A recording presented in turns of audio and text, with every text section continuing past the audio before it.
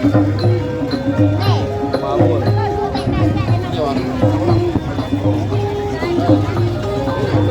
diều nhỏ nhỏ này nhiêu vậy?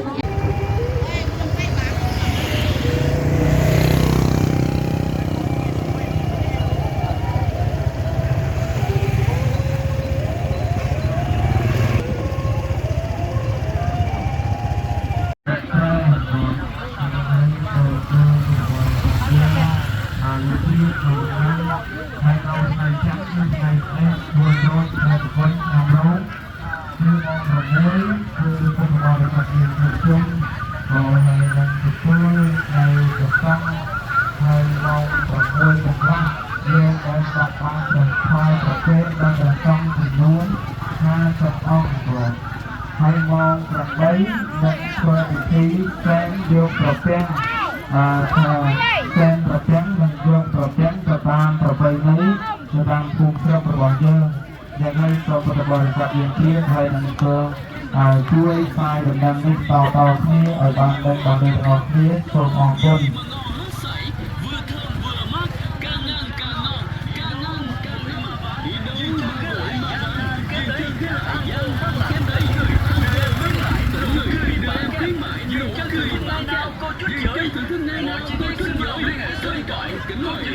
kính 197 775 trân trọng cảm ơn và kính mời.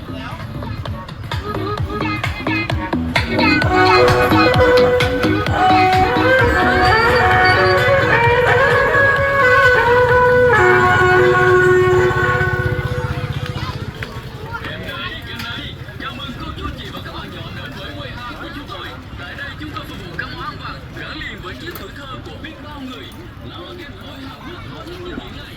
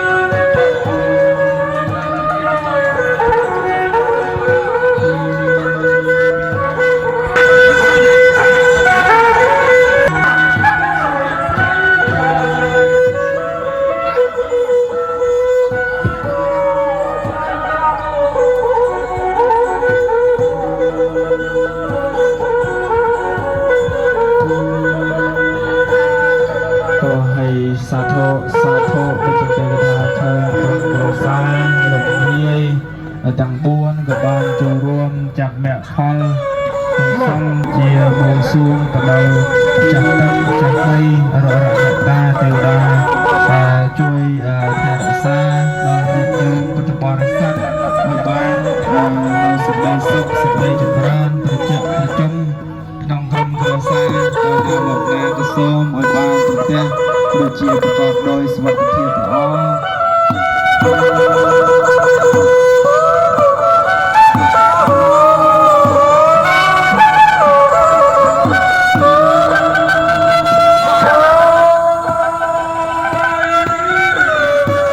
គ្រូហានីនៅទី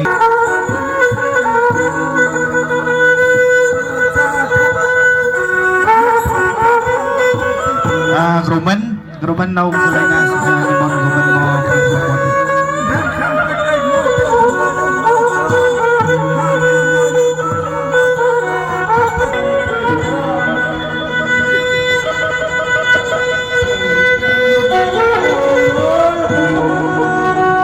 សម្បត្តិមនុស្សសម្បត្តិទេវតាសម្បត្តិអស្ចារ្យពលជាព្រះមហានិព្វានហើយជាពិសេសក៏សូមឲ្យញោមមានកម្លាំងបរិបូរណ៍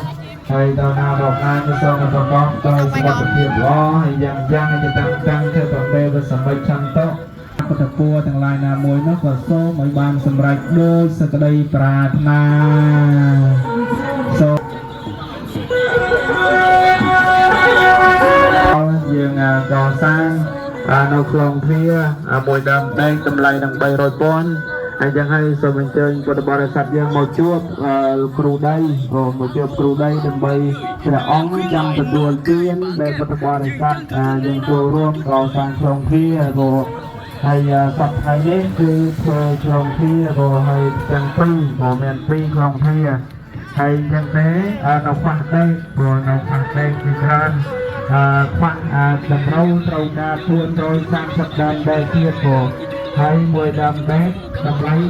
300,000 ហើយញាតិញោមយើងមានសទ្ធាហើយយើងចូលរួមគ្រប់គ្រងនៅព្រះពុទ្ធសាសនាគ្រប់គ្រងនៅវត្តអារាមហើយយើង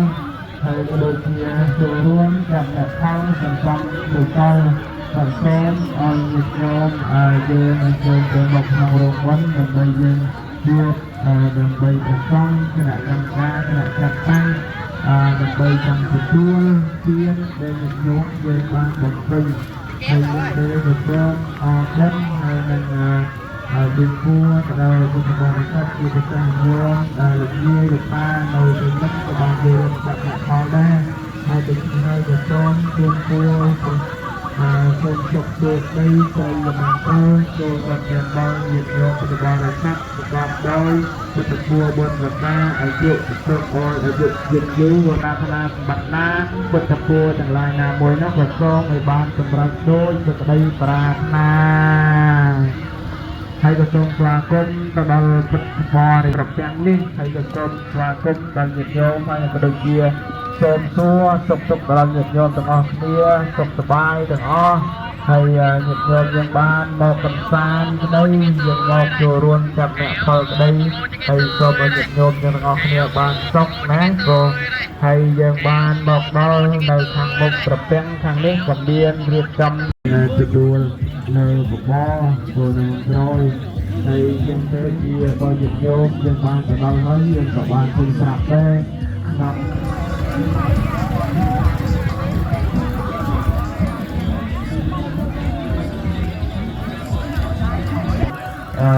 ជួបពរដល់ញាតិញោមបានសុខសួស្តីសុខបានផលក្នុងក្រុមគ្រួសារដល់ណារកណាក៏ដូចជារូបទេវតាអាកាសទេវ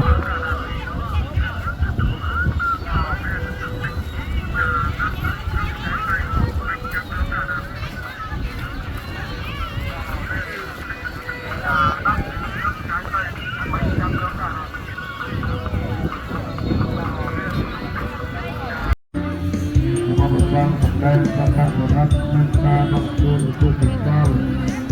ម៉ោង 19 ដើម្បីប្រព្រឹត្តពីស្រាប់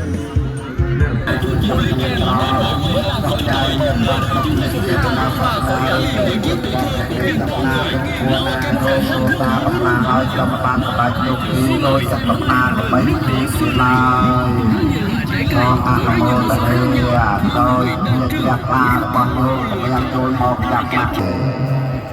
ហើយឃើញថាញោមក៏បានធ្វើដំណើ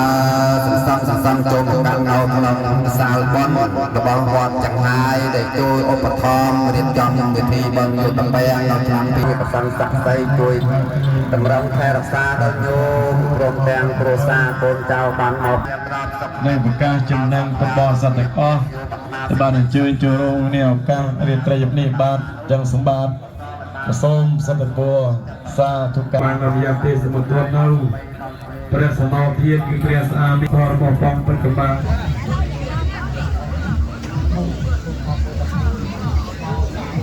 សារណាំគុណធមេសារណាំវរាំងអេតេនអ្នកសាច់ណហន្តមេជាយៈមង្កលាំងអតតមង្កេនណវន្តតពាំងសង្វរតមង្គុណទេយោកាលេតោធម្មតតាំងមមង្អដ្ឋង្គិការិយបតោបវេសាយោជួយចមកោតមោ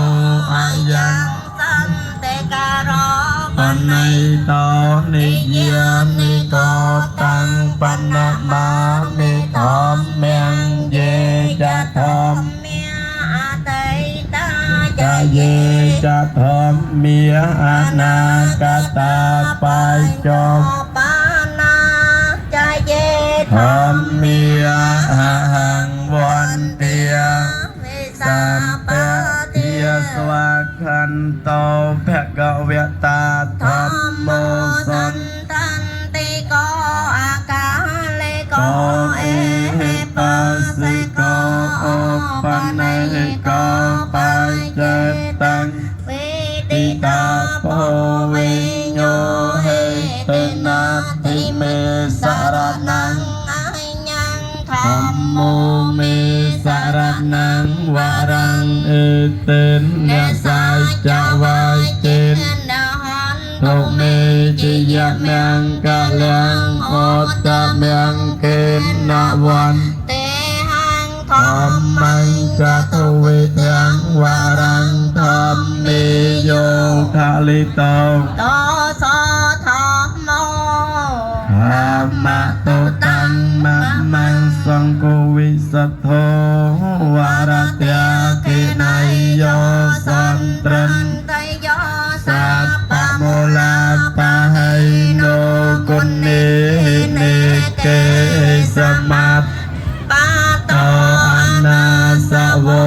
តាំងបណមាមិសង្ឃังយេចសង្ឃាអតីតាចយេចសង្ឃាអនាគតាបាយចបាណាចយេសង្ឃាអហង្វន្តិវិសាពតិសុបតិបណ្ណោតេកាវៈតោសាវកសង្ឃោឧចបតិបណ្ណោបេកវៈតោសាវកសង្ឃោញាយបតិបណ្ណោបេកវៈតោសាវកសង្ឃោសម្មិទេបតិបណ្ណោបេកវៈតោសាវកសង្ឃោ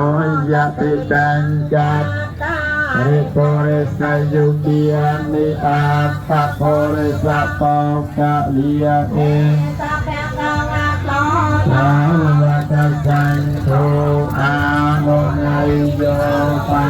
មុណៃកាធិណៃយោអញ្ចរិតរណៃយោអនុតតរੰเอตังโยตาสาเตนะติเมสารนังสังโฆเมสารนังวรังเอเตนะปัสโตเมติยังนังกังยังโกตะเมเตนะวันสัพเพวิโมกะยังสังเทโย Hãy subscribe cho kênh Ghiền Mì Gõ để không bỏ lỡ là thuộc nào là thuộc hai hồi bùa mình đi sâu đấy ai mà đón tiếc đấy hồi bùa mà đón tiếc á ai xa tu tôi chế tận na chém mà thôi mình có soi chặt mà không soi ai vẫn cứ tầm bèn đâu không thành chuyện đi anh tầm bèn sẽ tới cái đằng hai xa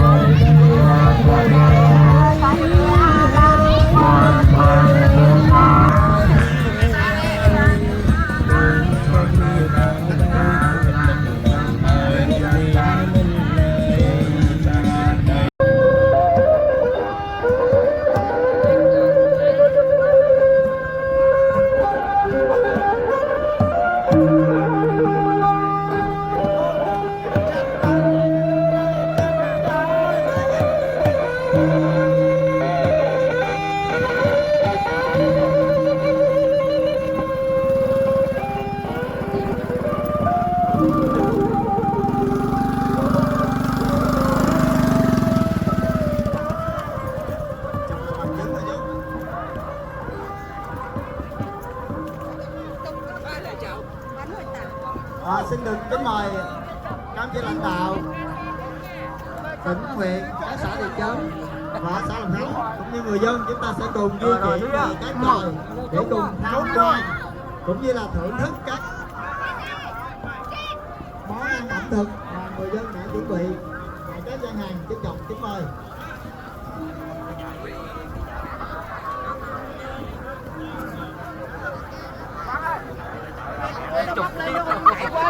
Bắt cái lưới lên.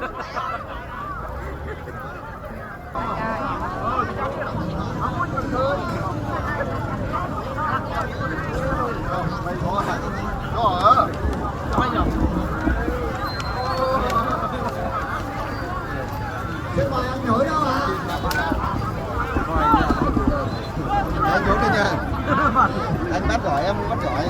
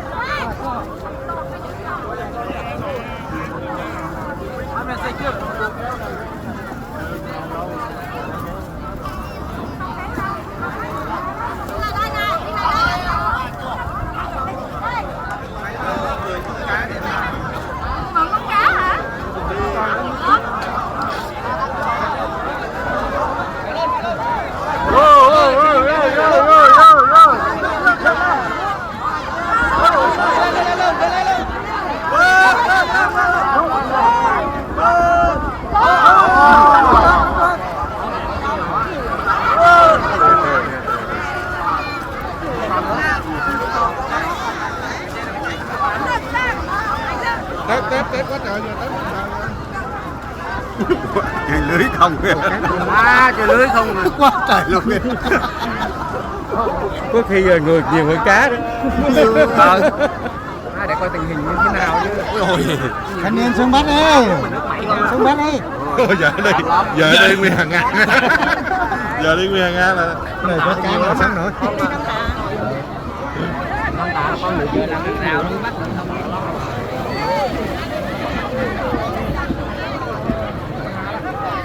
Hãy subscribe cho kênh Ghiền Mì Gõ để không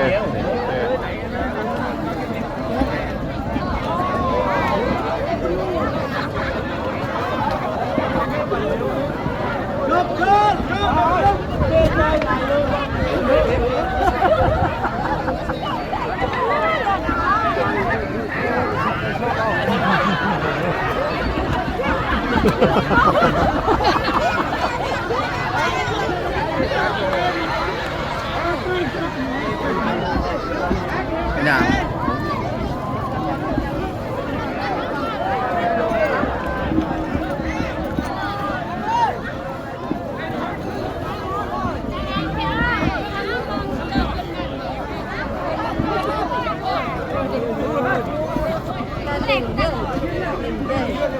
hấp dẫn. Rừng này, cái này hay cho cô nó đưa được trời vậy. Nó đưa được cho tao đi. Đưa cho nhau.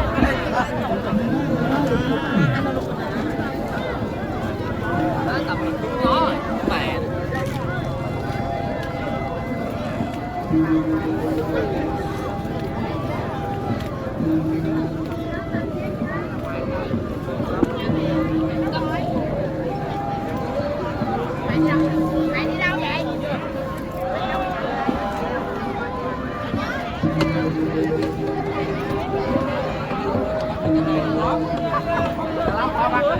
Mà cái này cũng có lắc cho ta. Ôi ơi, chơi này không đẹp rồi. Rồi bắt được con cá đầu tiên, chuẩn bị nhận giải. Kìa, ốc Quang mình ơi. rồi. Quang nãy mà đưa cá cho chú nào hả?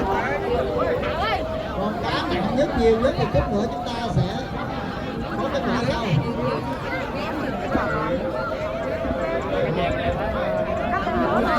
Ủa nãy báo cá